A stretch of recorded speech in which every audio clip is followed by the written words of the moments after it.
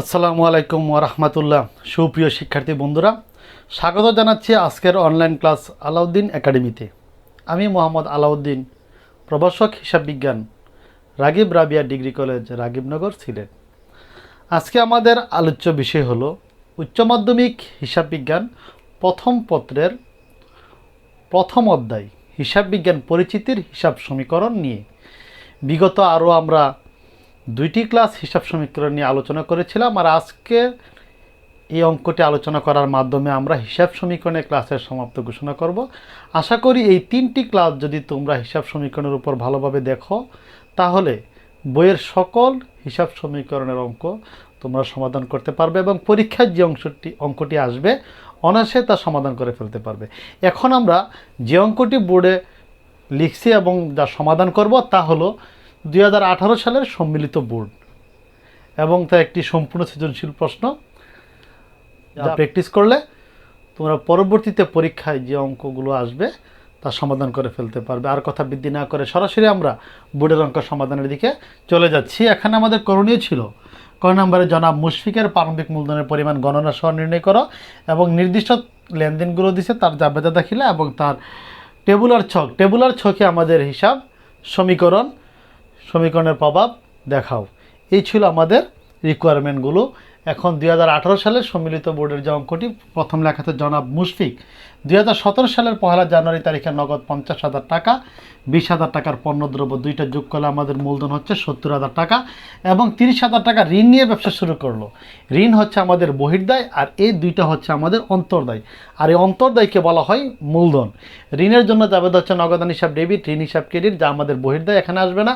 আমাদের বলছে মুশফিকের প্রারম্ভিক মূলধনের পরিমাণ নির্ণয় করো, তাহলে আমাদের অন্তর্দায়গুলো হচ্ছে আমাদের প্রারম্ভিক মূলধন। তাহলে আমরা লিখতে পারি ক নাম্বার প্রারম্ভিক মূলধন নির্ণয়। তাহলে আমরা লিখতে পারি এখানে নগদ 50,000 টাকা যোগ পণ্যদ্রব্য 20,000 টাকা, এই হলো আমাদের 70,000 টাকা প্রারম্ভিক মূলধন। আশা করি তোমরা তা বুঝতে পেরেছ। যা আমাদের পরীক্ষার হলে এটা থাকবে 2 নম্বরে, এটা থাকবে আমাদের 4 নম্বরে, এটা ছিল আমাদের 4 নম্বরে। এখন আমরা সমাধান করব খ নাম্বার নিয়ে। বিভিন্ন তারিখ দেওয়া আছে, সে অনুযায়ী আমরা জাবেদা দাখিলা দিব। এখন আমরা জাবেদা দাখিলার গড় করব না, যেহেতু আমরা জাবেদা অতীতের ক্লাসগুলো আমরা জাবেদা নিয়ে আলোচনা করেছিলাম, ওইখানে গড় কীভাবে করতে হয় তা আমরা দেখিয়েছিলাম। তো খতে আমাদের জাবেদা দাখিলা দাও, তো আমরা সরাসরি গড় না করে লেখা দিচ্ছি জাবেদা দাখিলা। উপরে আমরা লিখতে পারি জনাব মুশফিকের জাবেদা দাখিলা। এখন আমাদের 12 তারিখ, 15 তারিখ, 20 তারিখ এবং 30 তারিখের লেনদেনগুলো, 12 তারিখ, 15 তারিখ, 20 তারিখ এবং 30 তারিখের লেনদেনগুলোর আমাদের জাবেদা দাখিলা চাইছে। 12 তারিখে লেখছে ব্যাট সহ নগদে মাল ক্রয় করা হলো। আমরা এর আগে ব্যাট সহ মাল ক্রয়ের আমরা জাবেদা আলোচনা করেছিলাম। ওই জাবেদা ক্লাসটি তোমরা আশা করি দেখেছো, আর দেখে না থাকলে তোমরা ওই ক্লাসটি দেখে নিবে, তাহলে তোমরা অতি সহজে তা আবার বুঝতে পারবে। আর এই আমাদের যে হিসাব বিজ্ঞান পরিচিতি সবগুলো লেকচার যদি তোমরা একাধারে দেখো, তাহলে আশা করি এই অধ্যায়ে তোমাদের কোনো অঙ্ক পরীক্ষা আসলে আর সমস্যা হওয়ার কথা নয়। তো 12 তারিখে লেখা আছে ব্যাট সহ নগদে মাল ক্রয়, মানে পণ্য ক্রয় করছে 12 তারিখ। আমরা জানি পণ্য যেদিকে ব্যাটও সেদিকে, তাহলে ক্রয় হিসাব ডেবিট, ব্যাট চলতি হিসাব ডেবিট। যেহেতু আমাদের নগদে ক্রয় করছে, তা আমরা লিখতে পারি যে নগদান হিসাব ক্রেডিট। তাহলে এখানে নগদান হিসাব ক্রেডিট কত টাকা? ব্যাট সহ নগদে গেছে আমাদের 34,500 টাকা। তাহলে ব্যাট কোনো কিছু উল্লেখ না থাকলে ব্যাটের হার হচ্ছে 15%। যেহেতু ব্যাট সহ ছিল এই টাকাটা, তাহলে ব্যাট যদি 15 হয়, পণ্যের দাম যদি 100 ধরি, তাহলে ব্যাট সহ হচ্ছে আমাদের 115, তাহলে ব্যাট হচ্ছে এখানে 15 টাকা। তাহলে আমরা 34,500 টাকাকে 34,500 গুণন 15 ভাগ 115, তাহলে আমাদের এখানে আছে 4,500 টাকা। তাহলে আমরা ব্যাট লিখব 4,500 টাকা, আর 30,000 টাকা হচ্ছে আমাদের ক্রয়ের দাম। এখন আমাদের এই ছিল 12 তারিখ, তারপর আমরা লিখব 15 তারিখের জাবেদা। 15 তারিখে আমাদের লেখা আছে বহি ফেরত। এখন প্রশ্ন হলো বহি ফেরত কি? একটা হচ্ছে আন্তঃফেরত, একটা হচ্ছে বহি ফেরত। যে পণ্যটা, সোজা কথা আমরা মনে রাখার জন্য একটা টেকনিক শেখাচ্ছি। বহি মানে বাহির দিকে গেছে, আন্ত মানে আসছে। তো কখন মাল ফেরত আসে? অবশ্যই যখন আমরা পণ্যটা বিক্রি করব তখন কাস্টমার আমাদেরকে ফেরত দিতে পারে। তাহলে আন্তঃফেরত মানে বিক্রয় ফেরত, আর বহি ফেরত মানে মনে করবা কারবারের বাহির দিকে চলে গেছে। তার মানে আগে আমরা পণ্যটা ক্রয় করছিলাম, এখন আমরা ফেরত দিছি, কারবার থেকে বাহির দিকে চলে গেছে, তাই তা বহি ফেরত। মনে রাখার টেকনিক, বহি ফেরত মানে আমাদের কোন ফেরত? তা ক্রয় ফেরত। তাহলে ক্রয় ফেরত কত টাকা? এখানে 7,000 টাকা। তাহলে এই ক্রয় ফেরত 7,000 টাকার জন্য আমরা জাবেদা দাখিলা দিব। ক্রয় ফেরত 7,000 টাকার জন্য যে জাবেদা দাখিলা, তা হবে বই ফেরত। তার মানে আগে পণ্যটা অবশ্যই বাকিতে আনা নগদ, তা উল্লেখ নাই। তাহলে আমরা লিখতে পারি এখানে প্রদেয় হিসাব। সাধারণত ফেরতের প্রশ্ন আসলে আমরা জানি যে বাকিতে লেনদেন করলে সাধারণত ফেরত দেওয়া হয়। তো এখন আমাদের প্রদেয় হিসাব, নগদের কারণেও ফেরত থাকতে পারে, যেহেতু কোনো কিছু উল্লেখ নাই আমরা ধরে নিলাম যে তা বাকিতে ক্রয়কৃত ছিল। তাহলে প্রদেয় হিসাব ডেবিট, বহি ফেরত হিসাব ক্রেডিট। তাহলে কত টাকা? এখানে 7,000 টাকা। এখানে আমাদের লিখতে পারি যেহেতু পণ্য ফেরত দেওয়া হলো। তা আমাদের পরীক্ষার প্রশ্নে যেটা ছিল, এখানে ব্যাখ্যা লেখার প্রয়োজন নেই, লেখা ছিল, তাই আমরা ব্যাখ্যা লিখছি না, আমি এখানে তার তুলি নেই। তো এখানে 15 তারিখের পর আমাদের আছে 20 তারিখ। 20 তারিখে লেখা আছে রুবেলের নিকট হতে পণ্য ক্রয়। যেহেতু ব্যক্তির নাম উল্লেখ আছে কিন্তু নগদ বাকি কোনো কিছু উল্লেখ নাই, তাহলে আমরা ধরে নিব তা বাকিতে লেনদেন। রুবেলের নিকট থেকে পণ্য ক্রয়, এখানে 20 তারিখ। তাহলে আমরা লিখতে পারি ক্রয় হিসাব ডেবিট, প্রদেয় হিসাব ক্রেডিট। প্রদেয় হিসাব ক্রেডিট কত টাকা? এখানে 15,000 টাকা। আমরা হয়তো প্রদেয় হিসাব টান দিয়ে রুবেল লিখতে পারি। এবার হচ্ছে 20-20-এর পরে আমাদের আছে 30 তারিখ। 30 তারিখে লেখা আছে রুবেলকে তার পাওনার পূর্ণ নিষ্পত্তি উল্লেখ থাকলে আমাদের বুঝতে হবে তা বার্তা। বিগত ক্লাসগুলোতে আমরা বার্তা নিয়ে একটি আলোচনা করেছিলাম জাবেদা দাখিলাতে, নিয়মাবলীতে। ওই ক্লাসটি তোমরা দেখলে বার্তা সম্পর্কে আরও বিস্তারিত জানতে পারবে। রুবেলকে তার পাওনা টাকার পূর্ণ নিষ্পত্তিতে 11,500 টাকা প্রদান করা হলো। তাহলে রুবেলের নিকট থেকে কত টাকার পণ্য ক্রয় করছিল? রুবেলের নিকট থেকে পণ্য ক্রয় করছিল 15,000 টাকা। তাহলে 11,500 টাকা দিয়ে তার পূর্ণ নিষ্পত্তি হয়ে গেছে। তার মানে প্রদেয় হিসাব আগে ছিল ক্রেডিট, এখন আমাদের হয়ে যাবে প্রদেয় হিসাব ডেবিট, সম্পূর্ণ টাকা 15,000 টাকা। কিন্তু নগদে প্রদান করছে কত টাকা? নগদান হিসাব ক্রেডিট 11,500 টাকা, অর্থাৎ 11,500 টাকা পরিশোধ করেই তার 15,000 টাকা পূর্ণ নিষ্পত্তি হয়ে গেছে। তাহলে বার্তা পেয়েছে কত টাকা? ক্রেডিট দিকে পার্থক্য দিলে এটা হচ্ছে প্রাপ্ত বার্তা। তাহলে আমরা এখানে লিখতে পারি যে প্রাপ্ত বার্তা হিসাব ক্রেডিট। কত টাকা প্রাপ্ত বার্তা হিসাব? তাহলে এই 15,000 টাকা থেকে আমরা যদি 11,500 টাকা বিয়োগ করি তাহলে আমাদের থাকে 3,500 টাকা। এই ছিল আমাদের প্রাপ্ত বার্তা। তো খ নম্বরের সমাধান আমাদের এখানে সমাপ্ত। এখন আমরা আশা করি এই লেনদেনগুলো পরে তোমরা জাবেদাগুলো খাতায় তুলে নেবে। এখন আমরা সমাধান করব গ নাম্বার।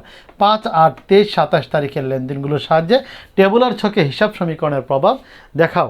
তো এখন 5, 8, 23, 27 তারিখে টেবুলার ছকে করব। তাহলে আমরা এখানে কয়টি সম্পদ এবং কয়টি দায় তা আমরা আগে বের করে নিব, তারপর আমরা সেই অনুযায়ী তা সমাধান করব। তাহলে 5 তারিখে তামিমের নিকট থেকে নগদে মাল বিক্রয়। তাহলে একটা ছিল আমাদের নগদের গড় আর বিক্রেতা আয়, আমরা ওইখানে লিখব নগদে আসবাবপত্র ক্রয়। তাহলে আসবাবপত্র নামে আমাদের আরও একটি গড়। তারপরে আমাদের লেখা আছে রুবেলের নিকট হতে পণ্য ক্রয় বাকিতে, তাহলে ক্রয় ডেবিট, প্রদেয় হিসাব ক্রেডিট। তাহলে প্রদেয় হিসাবের একটি ঘর থাকবে আমাদের। তারপরে ভাড়া প্রদান, ভাড়া ডেবিট, নগদান ক্রেডিট।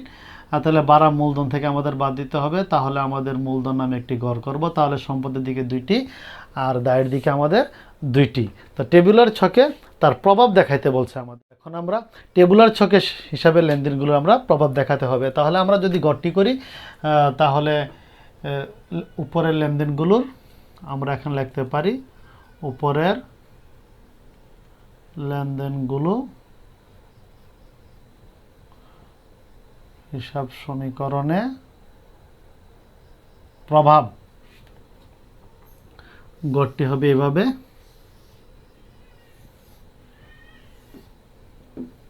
তারিখ, সম্পদের গড় 2টি। তাহলে আমরা লিখতে পারি সম্পদ, একটি নগদ, আরেকটি হচ্ছে আমাদের আসবাবপত্র, সমান সমানের চিহ্ন। তারপরে আমরা লিখতে পারি দায় ও মালিকানা সত্ত্ব, তারপরে এদিকে লিখতে পারি আমরা মন্তব্য, দায় ও মালিকানা সত্ত্ব, প্রদেয় হিসাব, তারপরে আমরা এখানে লিখতে পারি মূলধন।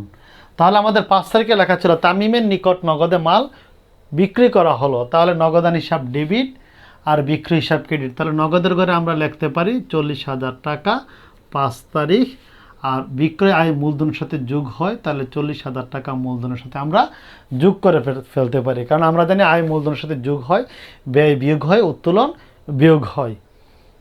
তারপর 8 তারিখে লেখা আছে নগদে আসবাবপত্র ক্রয়, তাহলে আসবাবপত্র ডেবিট নগদান হিসাব ক্রেডিট। আসবাবপত্র ক্রয় করাতে আসবাবপত্র বাড়ছে এখানে 10,000 টাকা, আর নগদ টাকা কমছে 10,000 টাকা, নগদ থেকে আমরা বিয়োগ করব। এটা ছিল আমাদের 8 তারিখ। এবার আমাদের বোর্ডে যা ছিল রুবেলের নিকট হতে পণ্য ক্রয়, তার জন্য ক্রয় হিসাব ডেবিট, পদে হিসাব ক্রেডিট। ক্রয় একটি ব্যয়, তাই মূলধন থেকে আমরা বিয়োগ করব, আর পদে হিসাব ক্রেডিট 15,000 টাকা। এই ছিল আমাদের গত তারিখের 23 তারিখ। এখন আমাদের 27 তারিখে বলছে ভাড়া প্রদান করা হলো। ভাড়া প্রদান করলে কারবারের নগদ টাকা চলে গেছে, তাই নগদ থেকে আমরা বিয়োগ করব, আর ভাড়া যেহেতু খরচ তা মূলধন থেকে বিয়োগ হয়েছে তা বিয়োগ করব। তাহলে এটা ছিল আমাদের বিক্রয় আয়, আর এটা ছিল আমাদের ক্রয়, এটা ছিল আমাদের ভাড়া। মূলধন এফেক্ট আসলে আমাদের ব্যাখ্যার ঘরে লিখতে হবে। এখন আমরা যোগ করব, উপবাস হলে আমাদের হিসাব সমীকরণের প্রভাবটি সততা প্রমাণিত হয়েছে। তাহলে এখানে আমাদের 10,000 টাকা, 40 থেকে 10 করে 30,000 টাকা থেকে আমরা যদি 12,000 টাকা বিয়োগ করি, তাহলে আমাদের হবে এখানে 18,000 টাকা। যোগ করলে আমাদের যোগফল হবে 28,000 টাকা। এখন আমরা যদি এপার যোগ করি, আমাদের এখানে আছে 15,000 টাকা, আর এখানে আমরা 40,000 টাকা থেকে যদি আমরা 15,000 বিয়োগ 12,000 বিয়োগ করি, তাহলে আমাদের থাকবে এখানে 13,000 টাকা। তাহলে 13 আর 15 আমাদের 28,000 টাকা। তো আশা করি সবাই এই অঙ্কটি বুঝতে পারছো। তো এই অঙ্কটি পরে তোমরা তা খাতায় তুলে নিয়ে প্র্যাকটিস করবে। পরীক্ষা যা আসবে তা সহজভাবে আসবে, এখানে কোনো দুশ্চিন্তার কারণ নেই, কারণ অঙ্কগুলো খুবই সহজ। তোমরা যদি ভালোভাবে সবগুলো ক্লাস প্র্যাকটিস করো, তাহলে এই অধ্যায়ের আর কোনো ধরনের কোনো সমস্যা তোমাদের থাকার কথা নেই। তারপরে যদি কারো কোনো সমস্যা থাকে, তাহলে কমেন্ট বক্সে লিখে দিবে, আমি তার সমাধান করে দেওয়ার চেষ্টা করব। সবার সুস্বাস্থ্য ও দীর্ঘায়ু কামনা করে আজকের মতো আমাদের অনলাইন ক্লাস এখানেই সমাপ্ত ঘোষণা করছি। আল্লাহ হাফেজ।